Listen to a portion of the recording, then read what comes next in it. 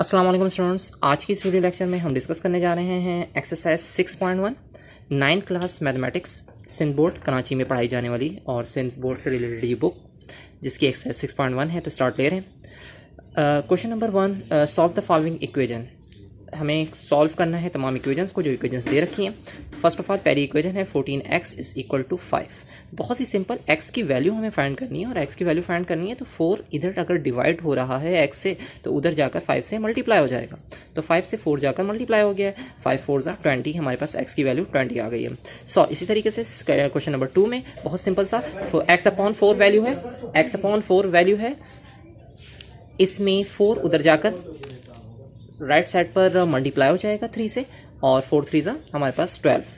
तो इस तरह से 4 3 ज़ा 12 यानी कि -12 हमारे पास आंसर आ गया है। x की वैल्यू -12 आ रही है। क्वेश्चन नंबर 3 को अगर देखें तो क्वेश्चन 3 में बहुत सिंपल सी वैल्यूज़, दोनों साइड पर माइनस है तो माइनस दोनों साइड से डायरेक्टली भी कैंसिल कर सकते हैं, बल्कि ये है कि माइनस उधर जाकर अगर डिवाइड होगा तो माइनस माइनस से नॉर्मली कैंसिल हो जाएगा। 8 यहाँ पर x से डिवाइड हो रहा है, उधर जाकर 5 से मल्टीप्लाई कर दिया जाएगा तो 5 से जाकर 8 मल्टीप्लाई हुआ तो 5 8 ज़ा 40 हमारे पास आंसर हो गया। x की वैल्यू 40 आ गई। क्वेश्चन नंबर 4 में भी दोनों साइड्स पर, बोथ साइड्स पर माइनस आपको दिख रहा है तो माइनस तो आप डायरेक्टली भी कैंसिल आउट कर सकते हैं कि यहाँ से माइनस उधर वाले माइनस से कैंसिल हो गया, या माइनस उधर जाकर डिवाइड होगा तो ऊपर वाला माइनस नीचे वाले माइनस से कैंसिल हो जाएगा। इस अंदाज से भी माइनस को कैंसिल आउट करवाया जा सकता है। x के नीचे 6 डिवाइड हो रहा है तो अगर वहाँ जाकर ये दूसरी साइड पर शिफ्ट होगा तो 6 वहाँ जाकर 5 से मल्टीप्लाई होगा, वहाँ जो वैल्यू 5 है उससे मल्टीप्लाई है तो 5 6 ज़ा 30 हमारे पास x की वैल्यू आ जाएगी। पार्ट 5 की तरफ सर देखिए। पार्ट 5 में हमारे पास y = -2/5 = -1/3 है। -2/5 अगर राइट साइड पर जाता है तो +2/5 की वैल्यू आ जाएगी और ये दोनों टर्म्स फ्रैक्शन में हैं। अब यहाँ पर अगर ये दोनों वैल्यूज फ्रैक्शन में हैं तो इसके डिनोमिनेटर्स यानी 5 और 3 का हमें एलसीएम लेना है और 5 3 ज़ा 12, 5 3 ज़ा हमारे पास नॉर्मली 15 आता है, इसलिए एलसीएम जो आएगा वो 15 आएगा। आप चेक कर लीजिएगा, 15 एलसीएम आ गया। लाइन के नीचे 15 लिख दिया गया, -1 के बाद ब्रैकेट, उसमें कोई वैल्यू आनी है, बताते हैं कैसे आती है। फिर उसके बाद +2 के बाद भी एक ब्रैकेट आएगा जिसमें एक वैल्यू हम लिखेंगे। ये वैल्यू जो आई है ये नीचे वाले जो नंबर है उसकी टेबल में हम एलसीएम को सर्च करेंगे। 3 की टेबल में 15 कब आता है तो 3 5 से 15 होता है, इसलिए यहाँ पर 5 आ जाएगा। इसी तरीके से यहाँ 5 की टेबल में ये 15 कब आता है तो 5 3 से 15 आता है, इसलिए यहाँ पर हमारे पास 3 आ जाएगा। या आप समझ लें कि ये 3 इधर मल्टीप्लाई हुआ है और 5 इधर मल्टीप्लाई हुआ है। इस तरीके से भी क्रॉस में मल्टीप्लाई करवा सकते हैं। अब लेकिन शर्त यह है कि इसका एलसीएम में भी प्रोडक्ट लिया गया हो, मल्टीप्लाई करा गया हो, 5 3 ज़ा 15, तो ऐसा रूल अप्लाई होता है कि क्रॉस में जाता है। अगर ये मल्टीप्लाई होकर कोई और वैल्यू आ रही होती और एलसीएम कुछ और होता तो फिर ये मेथड फॉलो नहीं किया जाता। अभी यहाँ पर तो सिंपली हमने क्रॉस में लेकर गए और 5 1 ज़ा 5 -5 3 2 ज़ा 6, ये 6 वैल्यू आ गई। अब ऑन 15 है यानी जो डिनोमिनेटर में वैल्यू है वो है 15 की, तो -5 + 6 से हमारे पास आ जाता है +1 और अब ऑन 15 तो y की वैल्यू आ रही है 1/15। इसी तरीके से हम पार्ट 6 की तरफ चलते हैं। तो पार्ट 6 में बहुत सिंपल सी ही वैल्यूज़ मौजूद हैं। 2y - 3/5 = 1/2। अब इसमें -3/5 को राइट साइड पर अगर शिफ्ट करेंगे तो +3/5 हो जाएगा। डिनोमिनेटर में 5 और 2 है, दोनों वैल्यूज फ्रैक्शन की हैं यानी डिवाइड में हैं। 2y तो सेम एज इट इज लिख दिया, इन दोनों का एलसीएम लिया तो 5 2 ज़ा 10, डायरेक्टली -1 के बाद ब्रैकेट, 3 के बाद ब्रैकेट, +3 के बाद ब्रैकेट और डायरेक्टली उसी अंदाज से हम वैल्यूज़ को लिखेंगे। 2 की टेबल में 10 कब आता है, 2 5 ज़ा 10 आता है, यानी आप क्रॉस में मल्टीप्लाई करवा लें, ये इधर जाएगा। यहाँ 5 आ गया और इधर 2 आ गया 3 के साथ, तो 3 2 ज़ा 6 हो गया। 5 1 ज़ा 5, 6 + 5 से हमारे पास वैल्यू आती है 11 और 11/10 हो जाएगा, जबकि 2y इसके इक्वल ये वैल्यू ही रहेगी। तो यहाँ पर आप देख सकते हैं कि y = 11/10 और वहाँ पर 2y था, 2y के साथ मल्टीप्लाई था, इधर आकर ये 2 10 से डिवाइड यानी डिवीजन में आ जाएगा और नीचे 10 जब डिवीजन में आएगा तो 10 2 ज़ा हमारे पास आ जाता है 20। y = 11/20 ये वैल्यू आ रही है। ये हमारे पास y की वैल्यू आ गई। इसी तरीके से नेक्स्ट क्वेश्चन में क्वेश्चन नंबर 7 है।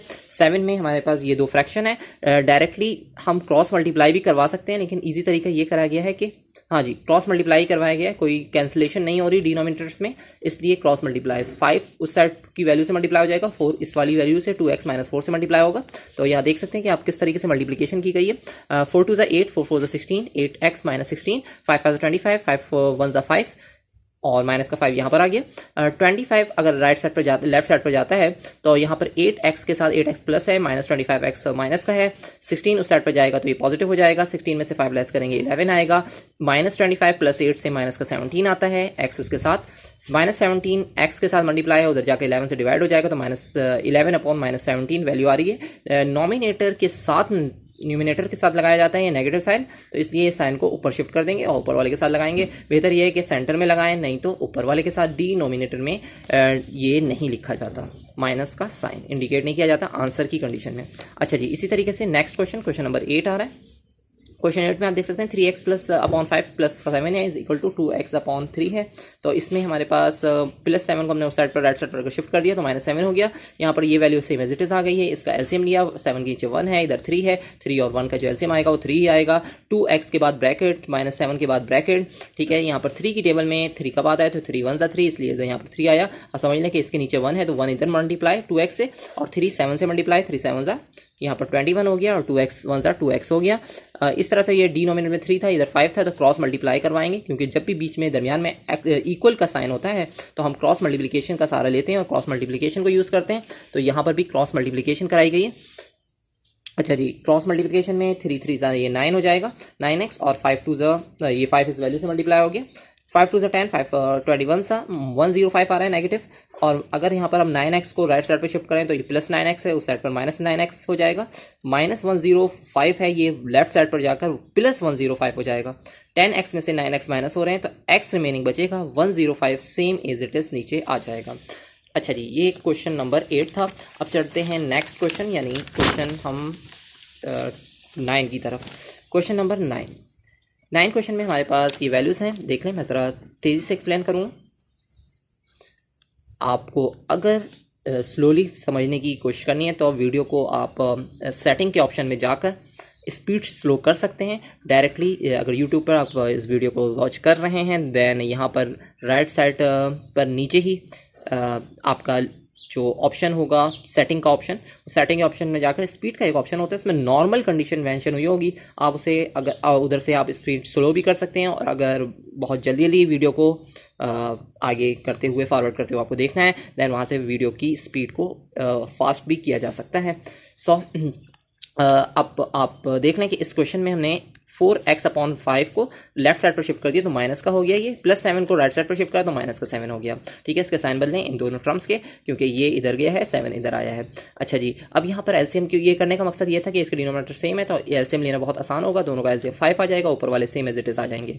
इसी तरीके से नीचे इन दोनों के नीचे 3 और 1 है तो 3 और 1 का एलसीएम 3 आता है। 2x के बाद ब्रैकेट में 1 आएगा, यहाँ से क्रॉस में 1 गया, 3 इधर क्रॉस में आया तो 7 के साथ 3 आ गया, या कह दें 1 की टेबल में 3 पर 3 आता है। ठीक है, तो यहाँ पर 2x 1 2x और 7 3 21, फिर उससे नीचे t3 था। इन दोनों को सॉल्व करा तो 3x माइनस 4 यानी प्लस 3 माइनस 4 से माइनस का 1 आता है, माइनस 1x आ जाएगा। ये माइनस का 1x है, हमारे पास ये वैल्यू आ गई इस तरीके से। अच्छा, इसके बाद हम क्रॉस मल्टीप्लाई करवा रहे हैं तो क्रॉस मल्टीप्लिकेशन में 3 इधर जाकर माइनस x से मल्टीप्लाई माइनस 3x हो जाएगा। 5 यहाँ पर 2x माइनस 21 से मल्टीप्लाई 5 2 10 5 2 21 105 आ जाएगा। अच्छा, अब ये करना है कि 105 नेगेटिव है, इसे उस साइड पर लेफ्ट साइड पर शिफ्ट कर देंगे, और माइनस 3x भी नेगेटिव है, इसे राइट साइड पर शिफ्ट कर देंगे तो प्लस 3x हो जाएगा। 10x प्लस 3x तो 13x हो गए, इस साइड पर लिख दिया, 105 यहाँ लिख दिया। अच्छा, x के साथ 13 मल्टीप्लाई हो रहा है, उधर जाकर 105 से डिवाइड हो जाएगा। अब डिवीजन मैंने कुछ इस तरीके से कर रखी है कि 13 8 से 104 आता है, माइनस कर रिमाइंडर 1 बच रहा है, तो हमारे पास इसको मिक्स फ्रैक्शन में इस तरीके से लिख सकते हैं 8 होल 1/13। आई होप कि आपको स्टेप्स क्लियर होंगे। नेक्स्ट क्वेश्चन नंबर 10 की तरफ जा रहे हैं। तो यहाँ पर बहुत सिंपल था, माइनस 4/x माइनस 3 था, इसे राइट साइड पे शिफ्ट कर दिया तो ये प्लस का हो गया। अब इसमें क्रॉस मल्टीप्लाई करवा लेंगे, 6 को इससे और 4 को इस वैल्यू से, 2x माइनस 5 से, तो 6x माइनस 3 से और 2x माइनस 5 से मल्टीप्लाई हो रहा है।